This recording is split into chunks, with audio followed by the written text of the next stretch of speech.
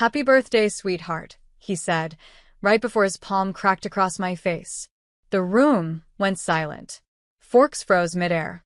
A violinist missed his note. My husband, Ethan, smiled like nothing had happened. I didn't scream. I didn't cry. I just stood there, my cheek burning, my heart colder than I'd ever known it could be. The guests, our friends, his business partners, his precious image, pretended not to see.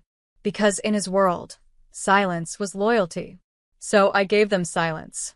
I picked up my glass, took a slow sip, and whispered, "To new beginnings." Then I walked to the far end of the ballroom, heels echoing like war drums. Everyone stared, waiting for tears or an apology. But instead I laughed. A low, sharp laugh that made even the chandelier seem to shiver. Ethan's smirk faltered. He didn't know that laugh was the sound of something breaking and something being born.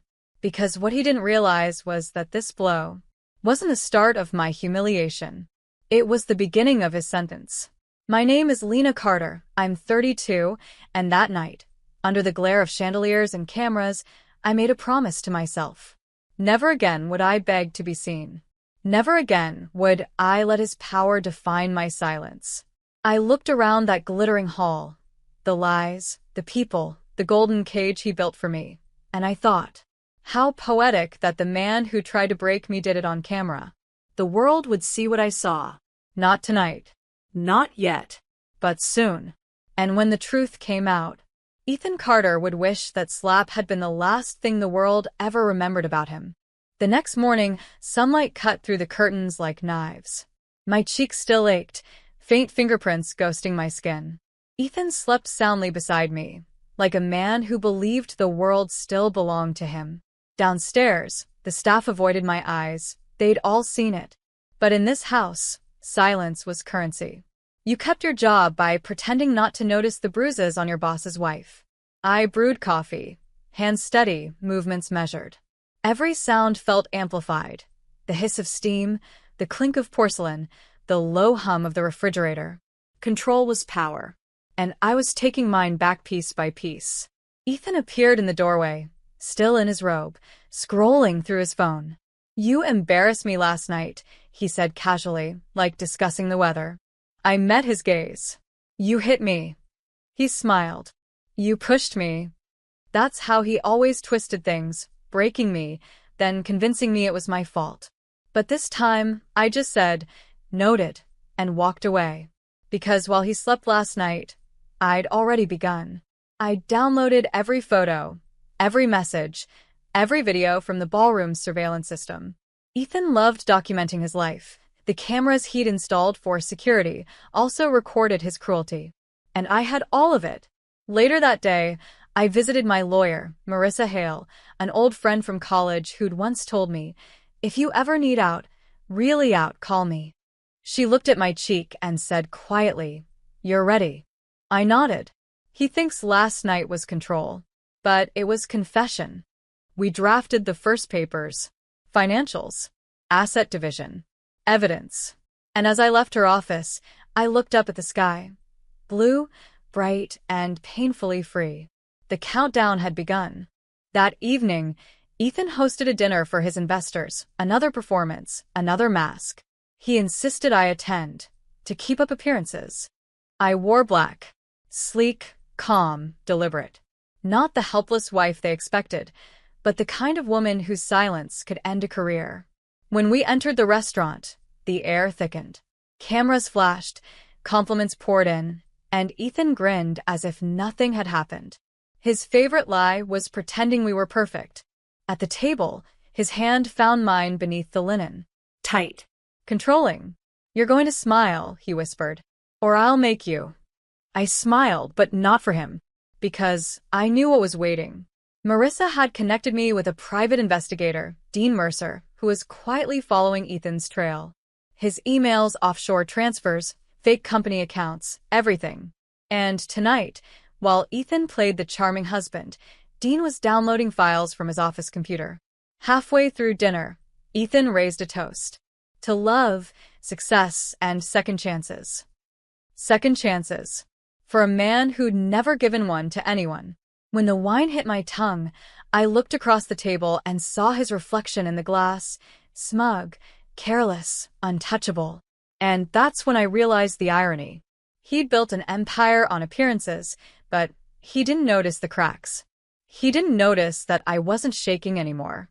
He didn't notice that I'd already moved his passwords, copied his files, and emptied my share into a private account under my name. When dessert arrived, I stood up and leaned close to his ear. "Enjoy your meal," I whispered. "It might be your last peaceful one." He frowned, confused, as I smiled for the cameras. That was the night his empire quietly began to fall. 2 days later, Ethan's mask started to crack. He came home early, jaw tight, eyes blazing. "Did you move the money from our joint account?" he demanded. I didn't look up from my laptop. No. I moved mine. He laughed, short, sharp, cruel. "You think you can play games with me?" I shut the screen, stood up slowly. No, Ethan. "I think I just stopped playing yours." His voice dropped to a whisper, the dangerous kind. "You forget who you're talking to." I tilted my head. "The man who hits his wife in front of 100 people?" For the first time, he went pale.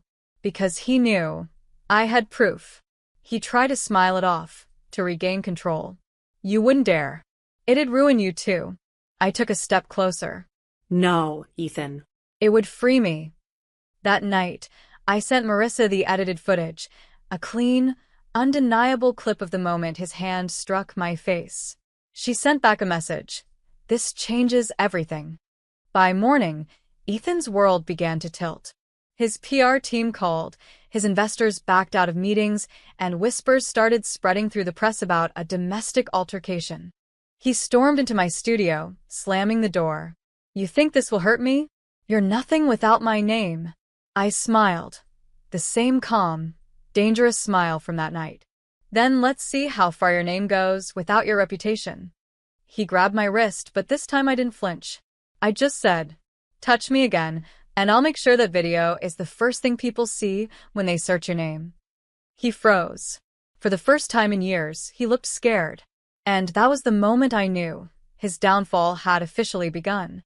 By the end of that week, Ethan's phone wouldn't stop buzzing. His investors had seen the clip. His PR manager quit. And his company's board requested an emergency meeting, the kind that usually ends with security escorting you out. I didn't release the full footage yet. Just enough to let the cracks show. Every time he passed me in the house, his eyes burned with panic disguised as anger. He'd mutter, "You've ruined everything," under his breath, pacing the marble floors like a trapped predator. But I stayed calm, cooking my breakfast, answering work emails, humming to myself. Because I'd already moved out, just not physically yet. My new apartment lease was signed, utilities set up, security cameras installed. Marissa had drawn up the divorce petition with clauses that guaranteed I'd walk away with my share of assets and a restraining order ready to file if he so much as raised his voice. 3 nights later, he snapped. "You think you can survive without me? You'll come crawling back." I looked him straight in the eye and said, "I already did. Years ago. You just didn't notice when I stopped." He blinked, caught off guard. Then the doorbell rang. 2 men in suits stood outside, from the board of directors. "Mr. Carter, the board requests your immediate attendance tomorrow morning. You might want to bring legal representation." His face drained of color. He turned to me, trembling with rage. "You planned this." I didn't deny it. I just whispered, "You planned it the night you hit me." And as he stood there, cornered, defeated, and finally silent, I realized something. Justice doesn't always need to shout. Sometimes it just needs to arrive quietly on time. The morning of the board meeting felt unnervingly calm. I sat in my car outside the company headquarters, engine off, watching the building that had once been Ethan's kingdom. Reporters were already gathering by the front steps. The whispers had grown into a storm. Inside, Ethan's empire was bleeding. Marissa had leaked just enough evidence, not just the video, but documents showing financial misconduct, manipulation of contracts, and hush payments. Every lie he'd built his image on was now under a microscope. I wasn't there to gloat. I was there to witness the ending.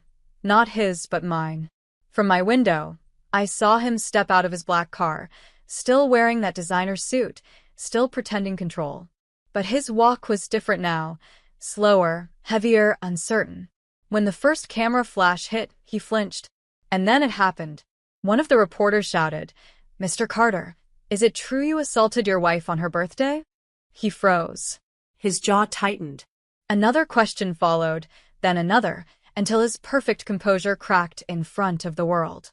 By noon, he'd been suspended indefinitely, pending investigation. By sunset, every major outlet carried his story. Ethan Carter, the fall of a golden man.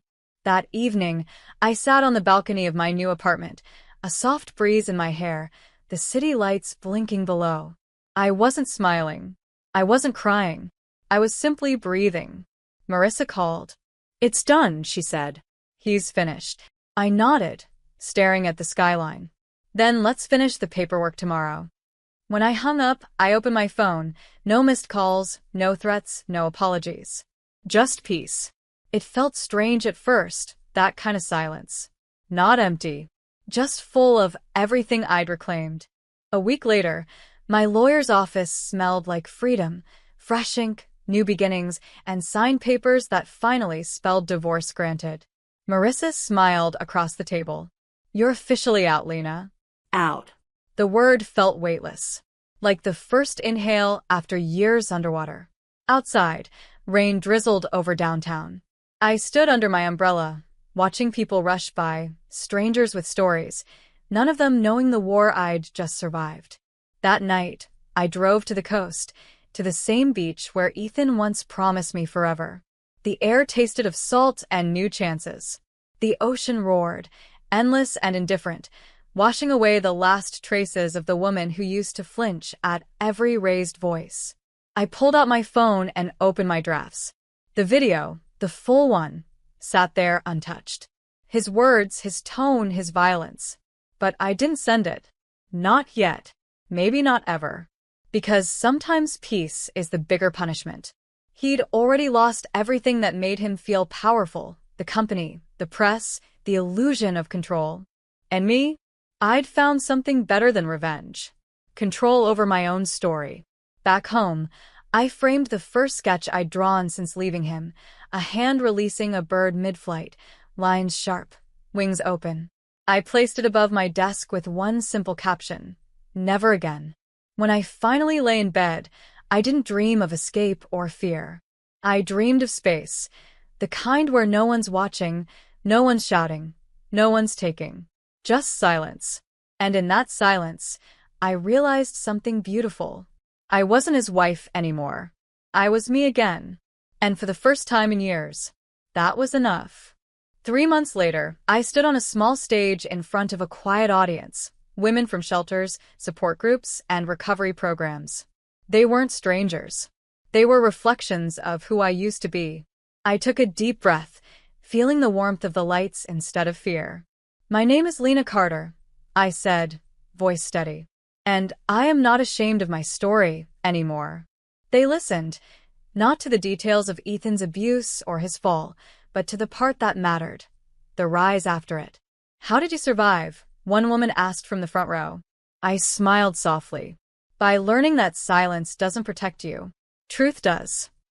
After the event, a young girl approached me, maybe 19, eyes full of hope and hurt. "He used to hit me too," she whispered. "But I'm leaving next week." I hugged her tight. "Then you've already won." That night, as I drove home, I passed by a newsstand. A headline caught my eye, "Ethan Carter declares bankruptcy amid ongoing investigation." I didn't stop to read it. There was no satisfaction left to feel, only closure. At home, the sea wind carried through my open window, brushing against the curtains like forgiveness. I brewed tea, opened my balcony doors, and let the city lights blur into soft gold. I wasn't angry anymore. I wasn't broken. I was just free, finally, beautifully free. I lifted my cup toward the night sky, whispering, "To the woman who laughed instead of cried. To every one of us who finally chose peace over pain." Because in the end, revenge fades. But peace lingers. And that night, I slept without fear, without noise, without ghosts.